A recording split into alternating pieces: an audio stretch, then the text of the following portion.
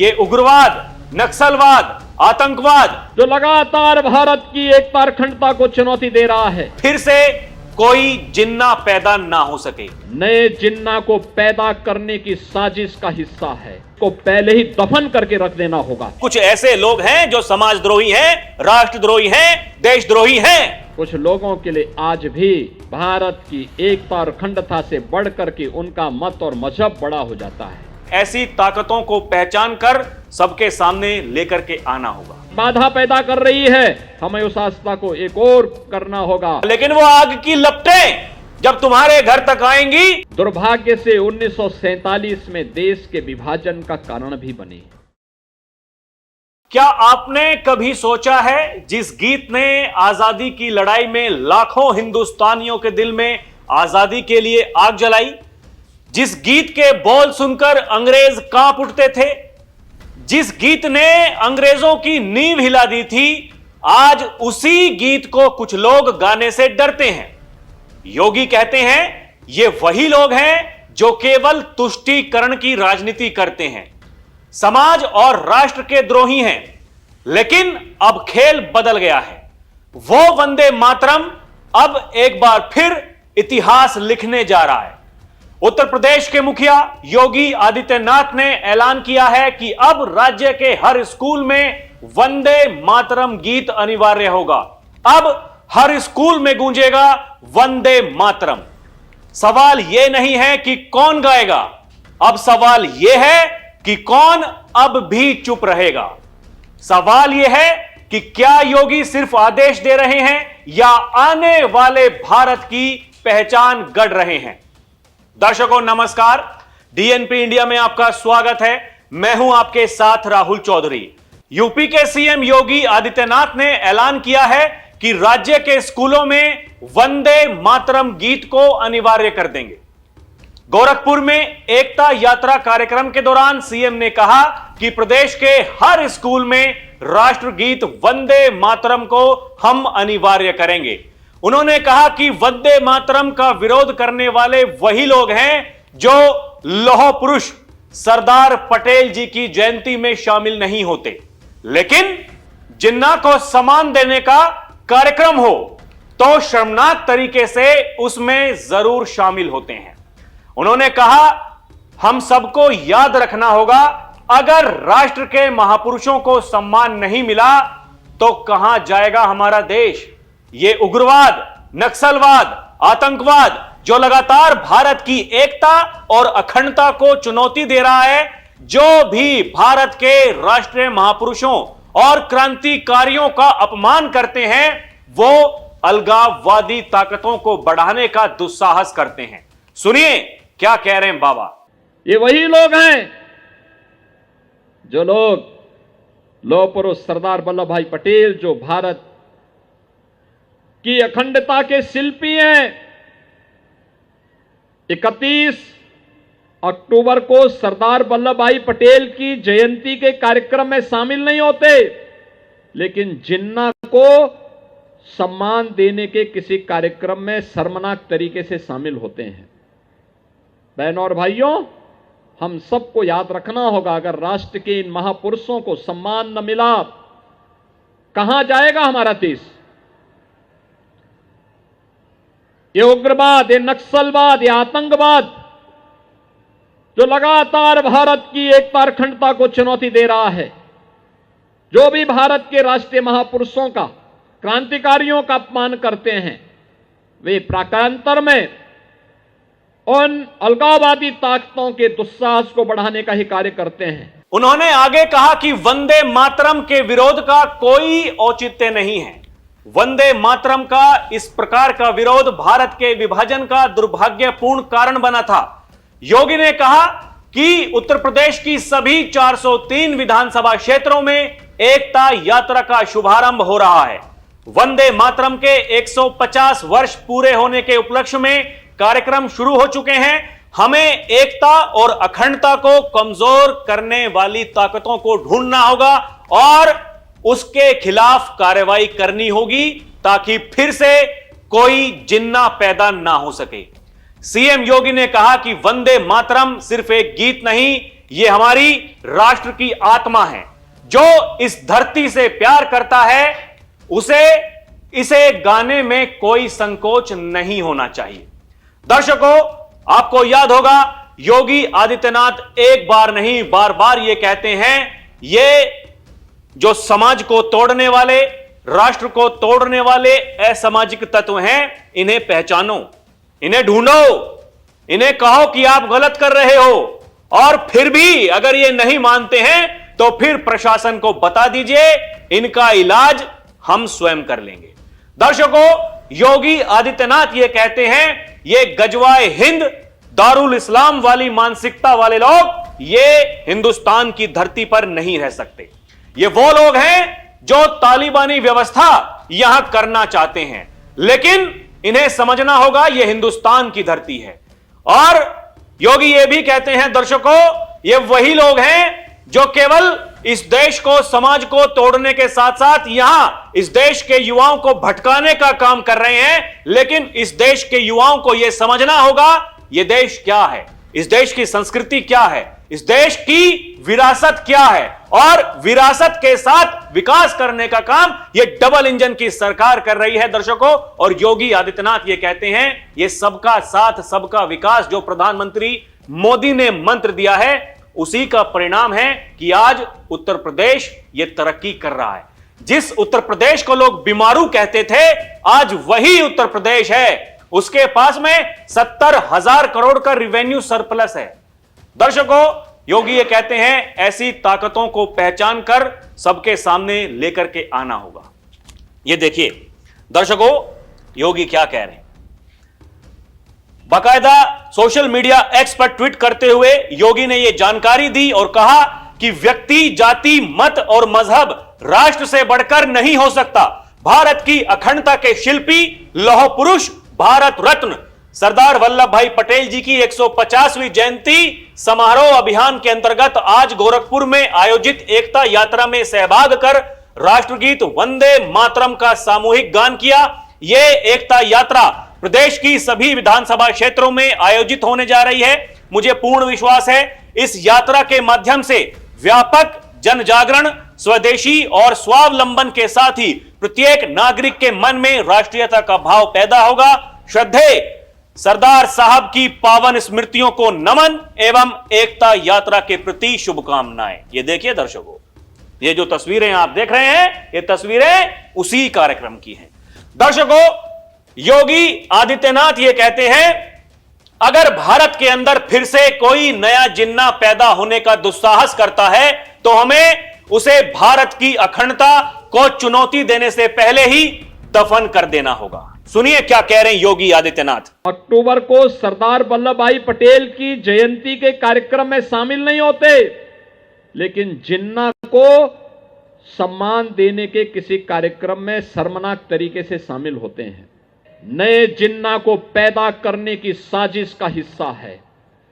हमें याद करना होगा, अब भारत के अंदर फिर से कोई नया जिन्ना पैदा ना होने पाए, और वो जिन्ना अगर पैदा होने का साहस करता है तो हमें उससे पहले कि वो भारत की अखंडता को चुनौती दे, उसको पहले ही दफन करके रख देना होगा।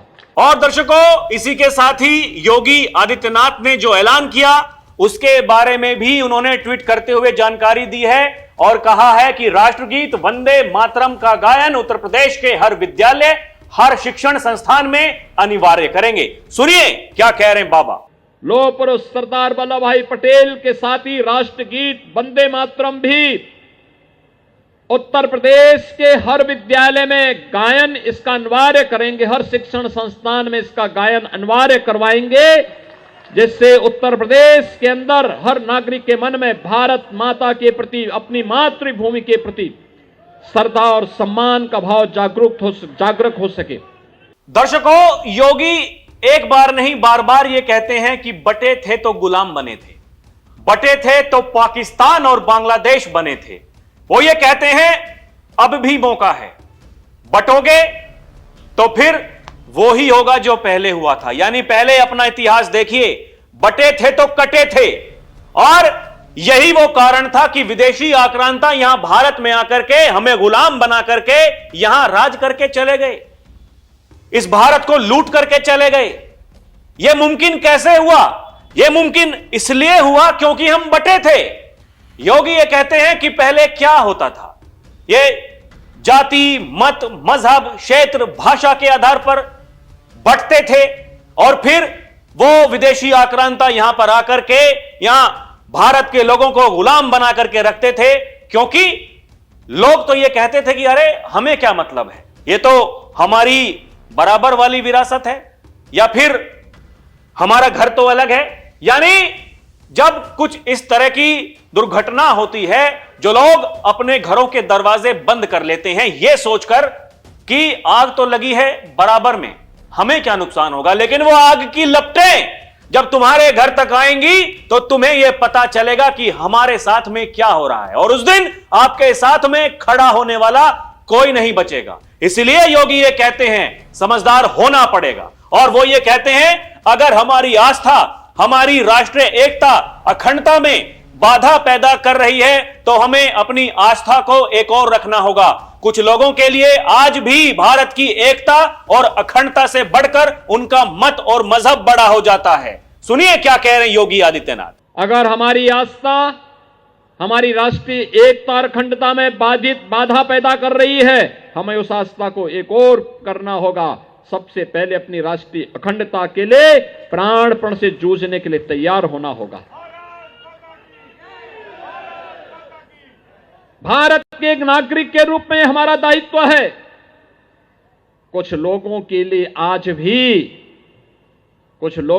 आज भी भारत की एकता और अखंडता से बढ़कर के उनका मत और मजहब बड़ा हो जाता है, उनकी व्यक्तिगत निष्ठा महत्वपूर्ण हो जाती है।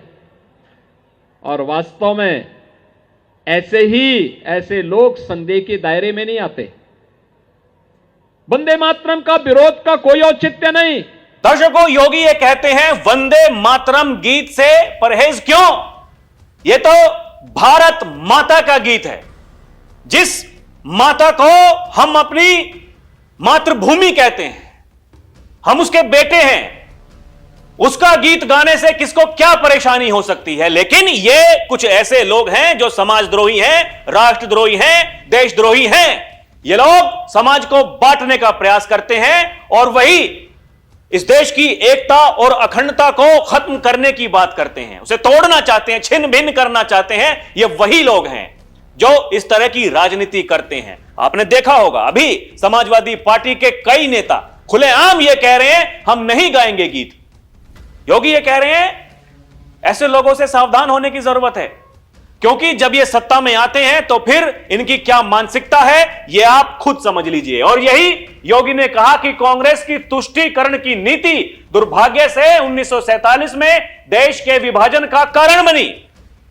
हमने इस देश के विभाजन को देखा क्योंकि हम बटे थे, और वही तुष्टीकरण की राजनीति कुछ लोगों ने की थी। आज भी उनकी मानसिकता वही है। सुनिए क्या कह रहे हैं योगी आदित्यनाथ। कांग्रेस ने अगर उस समय मोहम्मद अली जौहर को अध्यक्ष पद से बेदखल करके वंदे मातरम के माध्यम से भारत की राष्ट्रीयता का सम्मान किया होता, भारत का विभाजन नहीं होता। बाद में कांग्रेस ने एक कमेटी बनाई संशोधन करने के लिए कि वंदे मातरम गीत में ही संशोधन कर दिया जाए। कांग्रेस की यह तुष्टीकरण की नीति दुर्भाग्य से 1947 में देश के विभाजन का कारण भी बनी।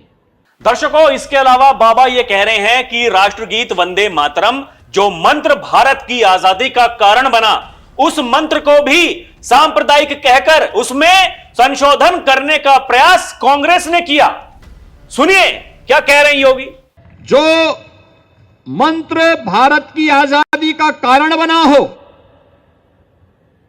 उस मंत्र को भी लोगों ने सांप्रदायिक कह करके उसमें संशोधन करने का प्रयास कांग्रेस ने किया। कहा ये 5 और 6 छंद का क्यों पढ़ना है, 2 छंद में ही हो जाए। दर्शकों, इसीलिए योगी ये कहते हैं जब एकता अखंडता की बात होती है तो फिर इनके पेट में दर्द हो जाता है। इन्हें ऐसा लगता है कि अब हमारी राजनीति पर तो पूर्ण विराम लगने वाला है। ये लोग केवल अपनी राजनीति के चक्कर में इस देश को खंडित करना चाहते हैं, और इसीलिए योगी ये कह रहे हैं स्टैच्यू ऑफ यूनिटी भारत की एकता की मूर्ति है जो लौह पुरुष के रूप में पूरे भारत को मार्गदर्शन दे रही है। सुनिए क्या कह रही योगी। दुनिया की जितनी भी प्रतिमाएं अब तक बनी हैं उन सब में सबसे विशाल और विराट प्रतिमा केवड़िया गुजरात में सरदार सरोवर के तट पर लगी है। ये प्रतिमा यूनिटी ऑफ स्टैच्यू है, भारत की एकता की मूर्ति है जो लौह पुरुष के रूप में पूरे भारत को मार्गदर्शन दे रहा है। दर्शकों, योगी आदित्यनाथ ने यह कहा, जरा गौर कीजिए। जब अंग्रेज हमारे देश में रह करके राज कर रहे थे, उन्होंने हमें गुलाम बनाया हुआ था, और जब वो यहां से जा रहे थे तो फिर उन्होंने एक फॉर्मूला दिया कि जो जहां चाहे वो रह सकता है। यानी फिर से भारत के टुकड़े करने की पूरी उनकी प्लानिंग थी। लेकिन वो सरदार पटेल ही थे जो खड़े रहे, डटे रहे, और जिन्होंने पूरे हिंदुस्तान को एक किया। उस एकता की मिसाल पे आज हमें गर्व होना चाहिए। लेकिन कुछ लोग हैं जो उनकी जयंती के कार्यक्रम में नहीं जाते हैं, लेकिन जब जिन्नाह का कोई कार्यक्रम होता है, वहां जाना हो, तो फिर ये ऐसे लोग हैं जिन्हें शर्म नहीं आती, ये वहां चले जाते हैं। ऐसे लोगों की मानसिकता के बारे में क्या कहेंगे? और ये वही लोग हैं जो आज ये कहते हैं कि हम राष्ट्रगीत वंदे मातरम नहीं गाएंगे। योगी ये कह रहे हैं आपको गाना पड़ेगा, और इसकी शुरुआत हम कर रहे हैं स्कूल में, चाहे कोई भी हो, स्कूल में इसको हमने अनिवार्य करना है, और उसकी शुरुआत उत्तर प्रदेश में होने जा रही है। दर्शकों, उत्तर प्रदेश को लोग जानते हैं इसलिए क्योंकि यहां कानून का राज है। आज उत्तर प्रदेश में दंगे नहीं होते, आज उत्तर प्रदेश में कर्फ्यू नहीं लगते, और जो लोग ऐसा दुस्साहस करते हैं तो फिर उनको उन्हीं की भाषा में ऐसा सबक सिखा दिया जाता है। योगी ये कहते हैं कि उनकी आने वाली पीढ़ियां भी याद करेंगी। लेकिन ये वही लोग जो जिनकी बुरी आदतें कभी जाती नहीं हैं, फिर समय समय पर इनको गर्मी आने लगती है, और जब गर्मी आती है तो फिर गर्मी को शांत करने के लिए डेंटिंग पेंटिंग का सहारा लेना पड़ता है। इसके अलावा ये वही उत्तर प्रदेश है दर्शकों, जहां योगी आदित्यनाथ की सरकार ने जितने भी हलाल प्रोडक्ट्स हैं उन पर बैन लगाया हुआ है। योगी ये कहते हैं ये षड्यंत्र है, इस षड्यंत्र को हमें पहचानना पड़ेगा। योगी ये कहते हैं इनके अलावा भी समाज में बहुतेरे ऐसे लोग हैं जो इस तरह के असामाजिक कृत्य करते हैं। वो लोग जो अवैध धर्मांतरण करा रहे हैं, वो लोग जो गोकशी करते हैं, गो तस्करी करते हैं, ऐसे लोगों से सावधान होने की जरूरत है। और समय पर प्रशासन को बता दीजिए कि कौन ऐसे असामाजिक तत्व हैं जो समाज में इस तरह की बातें करने का दुस्साहस करते हैं। आगे उनके साथ में क्या होगा ये हम देख लेंगे। मतलब लगातार एक तरफ विकास अनवरत आगे बढ़ रहा है, तो फिर योगी ये कह रहे हैं ये समाज को खंडित करने वाले जो लोग हैं इनकी भी पहचान जरूरी है। प्रशासन अपने स्तर पर काम कर रहा है, लेकिन आप अपने स्तर पर काम कीजिए। आपको पहचानना होगा, ऐसे लोगों की पहचान कीजिए, ये कौन लोग हैं। और योगी ये कहते हैं ये देश सबका है, और इस देश की आजादी में सबकी हिस्सेदारी थी, सबकी भागीदारी थी, और आज भी सरकार की जितनी भी जन कल्याणकारी योजनाएं हैं उसमें सबकी हिस्सेदारी, भागीदारी सुनिश्चित की जा रही है। तो फिर इस तरह का माहौल क्यों, ऐसे बयान क्यों?